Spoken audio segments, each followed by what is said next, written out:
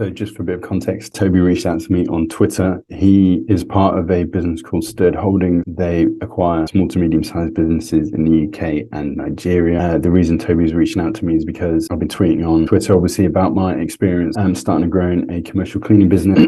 Business that he is looking to buy is a commercial cleaning business, roughly 500k turnover, but it's a little bit outdated. So no automation, everything's manual, focus on commercial cleaning based in the Bristol area. And in this call, we're going to have a chat about some things to focus on in the first 30, 60 to 90 days and see where it goes from there. Hello, Matt. Good evening. How are you doing? Hi, I'm good, thanks. How are you? My apologies. I'm doing good as well. Yeah, I'm doing good. Good. So sorry, I'm going to turn on my stuff. I was running late on my last call. Oh, that's fine. No problem. Just to let you know, I record the calls. Obviously, I'll send you a copy afterwards.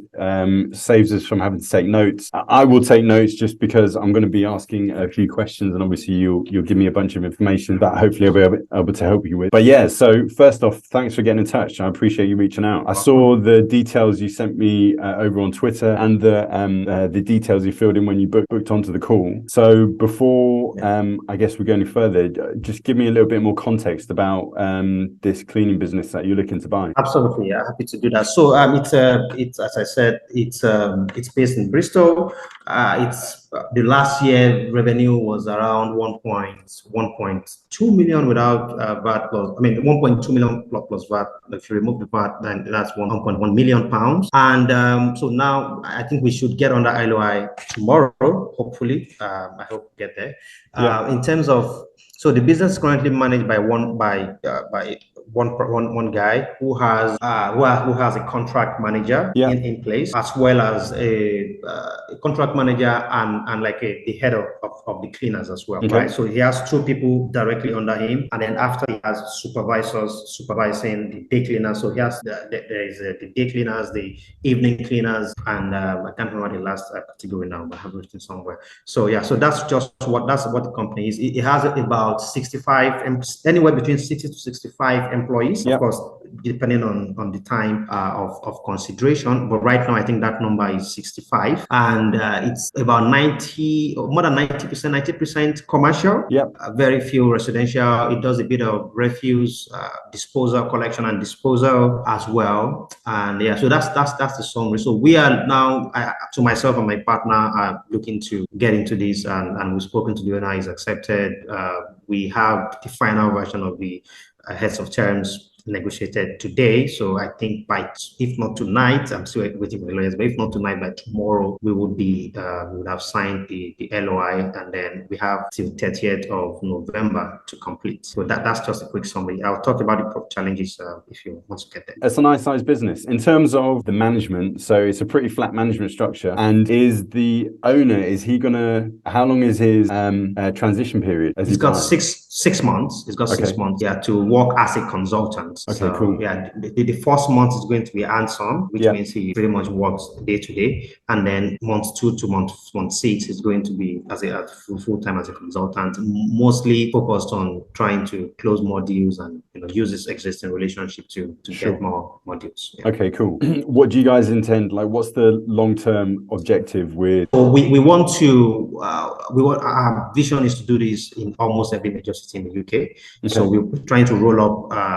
I mean, that's now a cliche word. I hate to use it, but it is that's what we're trying to do, really. So we want to buy cleaning companies. Well, the big picture is to grow a facilities management company that has national coverage. And what that means is we are not just a cleaning company. Cleaning is like the lowest level, in my opinion, of in that industry. So our next acquisition could be an HVAC company. We currently have an air conditioning and refrigeration company that we're also speaking with that might also advance very soon. So we bring all of those company into the same structure. So, and then the offering to developers and property owners is that we are the one-stop destination for all things facilities management. So if you want a plumbing service, we're able to offer you. If you want a cleaning service, we're able to offer you potentially all in one package eventually. So of course we start with cleaning first. Then for cleaning, we go geographical, Bristol, we do Birmingham, Manchester, all of those cities. And then we move again to HVAC, then do the same thing and eventually consolidate that in a couple of years. If your ultimate aim is to have that as a long-term objective, how do you see that working operationally? Because I get it with an FM company, they will, even though they have individual parts, they will work under one umbrella, under one systems and process, which is going to be implemented throughout the business. So if you're looking to roll up these individual businesses, have you got a systems template that you're going to implement, or is that something that you're looking to develop as you start adding these parts to see which is going to be the most effective for you? Exactly. That's something that we're looking to implement now. In all honesty, I've never run a cleaning company before. I love it. I've read a lot about it, but and that's why I'm reaching out to as much as possible just to learn more and then we'll build that out over time. So in your message, you mentioned the big thing, which I can imagine is the automation aspect of it. I would expect that the owner has probably had the company for maybe 10 years plus. No, unlike the others, you're right. I mean, that's the typical, I've seen 20, 30 years, but this one is 5 years. It was started in 2015. Oh, wow. 20 and 5 years, it's gone from 0 to 1 million, nice. 1 million pounds. Yeah. And he's got no systems in place at all. Like, how is he currently running the business? He has something, but it's completely crude. It's so crude that there are not a lot of documentation. In fact, that's one of the major risks that we had to accept. And right now we are just proceeding because, hey, this makes money. The margin is pretty high, but obviously it's because those systems are not yet in place, right? So the way he does it now is that he uses his relationship to get the businesses in, and of course with a bit of marketing as well, which is a local type of marketing. And then once he gets the job, he goes himself to do his quotes. So of course, now he's going to train the contract manager on how to do the quotes. So that gets transferred to him as part of this transition. And then when it comes to the job rosters for the cleaners, he does all of that on Microsoft Word, Excel, and calls them up and say, hey, you need to be at this point at this time. Oh, and wow. then they go. So which is pretty manual. So now we have to digitize all of that process. Okay. That's where the work is. And are you bringing in any additional management structure to this? Like, are you just leaving the operations manager and the contracts manager to run the business, or are you going to have someone who's going to look over their day-to-day or month to month? I want to see if I can, if number one, I can trust those two guys. I don't know them yet, right? And I want to see if they're competent enough. The contract manager, I believe, has, I think, 15 or 20 years experience based on what he's reported, experience in the facilities management space, but not exactly cleaning. So with that, I believe he would have some, second tier management experience to be able to handle all of these. But if I find out that he's not skilled enough within the first 3 months, we will bring in somebody else above them to sort of work, because I actually want someone who could potentially become an area manager when we do have more companies in that area. So right now we have within our plan the potential to bring in somebody else if we find out that because we don't want to disrupt the system too much, right? So if we find out the two of them aren't capable for what we want, and I would work in the business within the first 1 month, 2 months, just to see myself, how effective this is. I would be in Bristol myself, doing all of these things. But but the intention is not for me to. I rather be a capital allocator, raising money and talking to new businesses to acquire than the operational stuff. You asked in your message about what would be one of the first things to focus on, and for me, I think given the size of the business in particular, my focus would be on automating the cash collection. I don't know what the current system they have in place. Thankfully, that's digitized. Okay, it is digitized. Okay, it's all invoiced from zero, and then they transfer money against that invoice. So that's. Do they pay in advance, in arrears? Like what's the? Yeah, they pay in arrears. So they get invoiced, I think, on the 17th of every month, and then the payment comes 30 days after that. I would be inclined to switch that to paying upfront. I would have that as a first port of call, only because from a cash flow perspective, it makes it much easier to manage for the month. You know where you stand from day one, instead of having to wait 30, sometimes 35, 40 days to get payment. And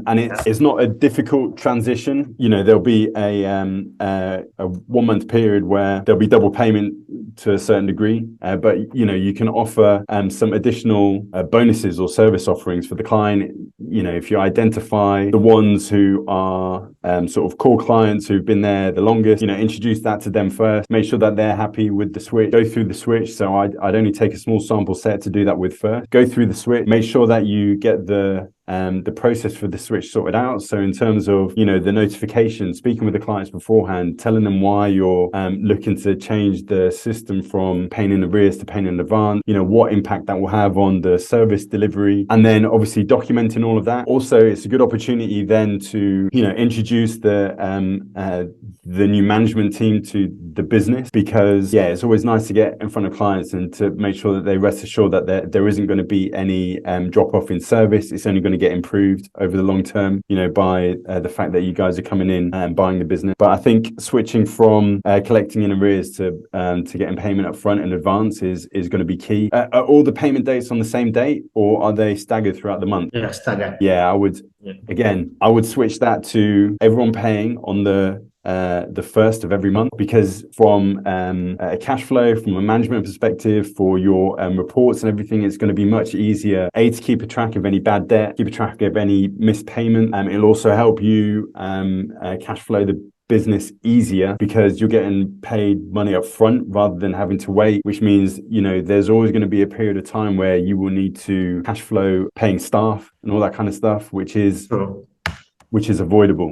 So I would, within the first 30 days, that will be my first port of call. And I think the rest of the automation kind of triggers from that. So once you've got all the clients paying on the first of every month, paying in advance, having that system set up, making sure all the invoice reminders and the chasing is automated through Xero, which you can do, making sure that you get your weekly cash flow reports and profit and loss statements as well, just to see the performance throughout the week.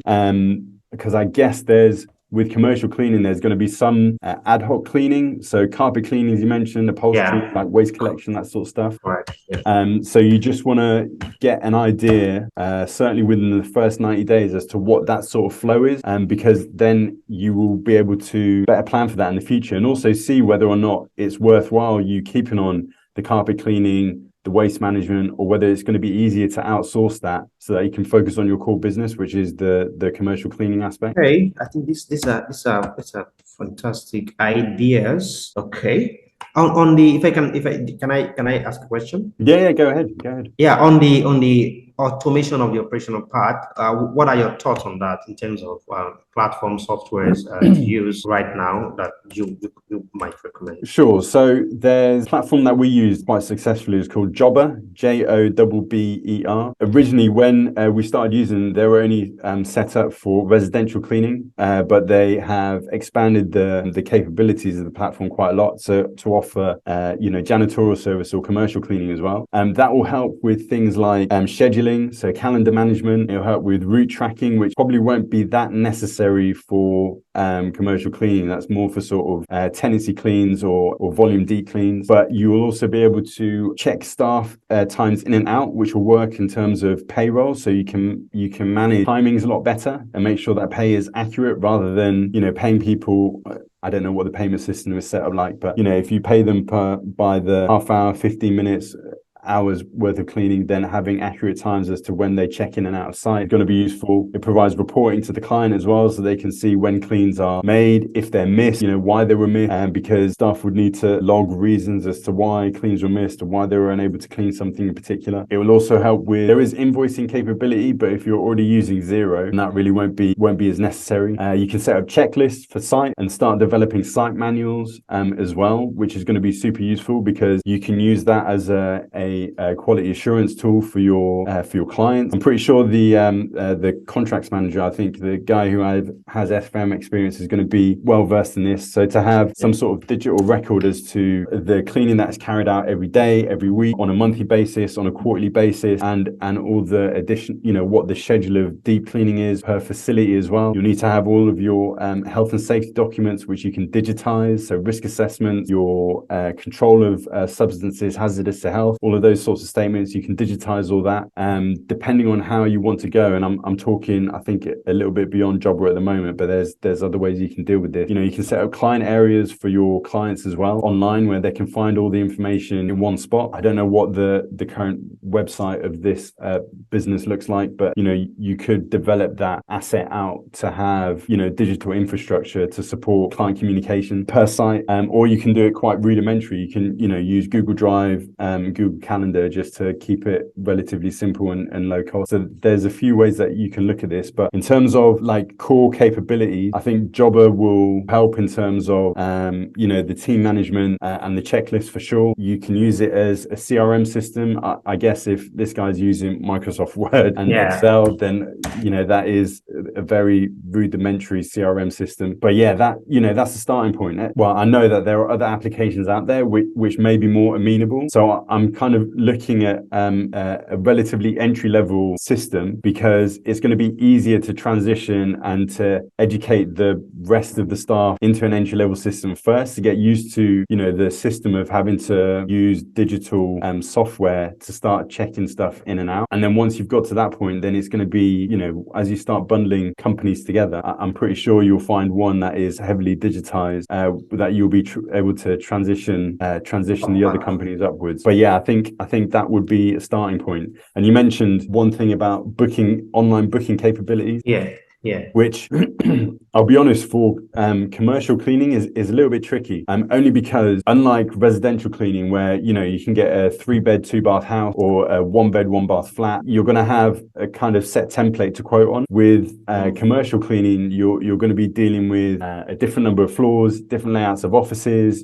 Some have more glass, some have less glass, and it's going to be harder to provide an online quote unless you provide quoting on a square foot or a square meter basis. But then that doesn't then take into account all of the externalities, right? All of the differences that occur from office to office. So in my experience, carrying out a site visit is going to be the best way to assess the actual cleaning requirement. But what I would say is, on the website itself, to have a clearer call to action, to call for a quote. Submit basic details by all means, but call for a quote. Apply for we'll get a site visit carried out within, I don't know, 4 hours of you submitting your inquiry, whatever it is. You can have something like that, and I think that would increase the opportunities to convert inquiries. What kind of commercial contracts are there? Like what industries, what sectors are they? Yeah, so there are some offices, and then there are some builders as well. There are some property management companies who are just managing managing properties on behalf of their clients. So it's typically those kind of. And have you done an 80/20 analysis to figure out the top grossing client and what sectors they're in, and whether it's worthwhile to double down on those sectors and hive off the rest? Yes. We have. So the property management clients are the biggest ones. Yeah. And in fact, they are currently asking if we can, asking him, telling us if we could also, support them in other cities and etc. Well, of course, we aren't ready for that. Yeah, but yeah. Perfect. But that would be the first they want to double down on. Okay, great. Yeah, because then I would really focus on that as a niche. And I think if it is property managers, as you're looking to scale up into facilities management, that you're instantly going to be able to offer them a range of additional services as you rolled up these additional services, right? Exactly. Which is a win-win. But yeah, if you've done that, I definitely speak with the clients to get feedback as to what their expectation is in terms of service delivery, but also what else they need support in that you might be able to help them with. Do you provide janitor, or does this company provide janitorial supplies? Not at the moment, I believe. Yeah. Okay. That's something we could get. Yeah, and again, this doesn't have to be core business, but you can contract out. So, which is where the contracts manager, actually, the operations manager will come in quite handy. But yeah, I think as a first port of call, as you talk to clients about switching the payments, obviously getting some feedback on service delivery, where improvements can be made, where changes can be made, and what else you can look to provide them as you go forward in the long run as well, and support them across these other cities. We'll do that. I think these are very useful for me. One last question, if you don't mind. I know we are Sure. above over the time now. What should I be afraid of? Everybody says like, oh, if you look at SMB Twitter, like you see all positive, right? This is good. Cleaning and other home based home services business. But what what is the downside, and what should we be scared of? Staff and turnover of staff.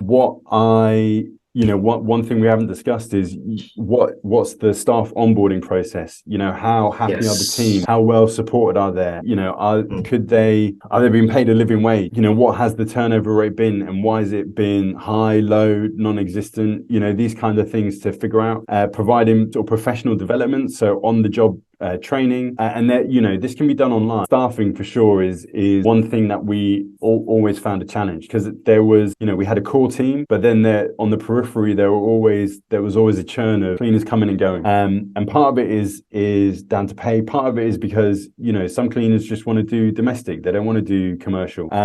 Some cleaners will want a better cleaning schedule, which means instead of going from one side of the city to the other side to work for 2 hours at each site and spending hours traveling, like, why can't you bunch 3 sites together within close vicinity so they can get 6 hours of work for half an hour's travel? Staffing for sure is going to be a big area to be mindful of and to focus on. I think the training aspect in particular, and just making sure that they feel part of a team. Cleaners, especially with smaller cleaning business, they often get denigrated. They don't really get appreciated, because people will just look at cleaning in quite a disparaging way, and I think making sure that they buy into what the business is looking to achieve, the standard of quality they're looking to deliver to client, and that there's an overriding vision which they can feel part of and contribute to. I think that's quite important. Other than that, from client side, I think getting more work obviously is always.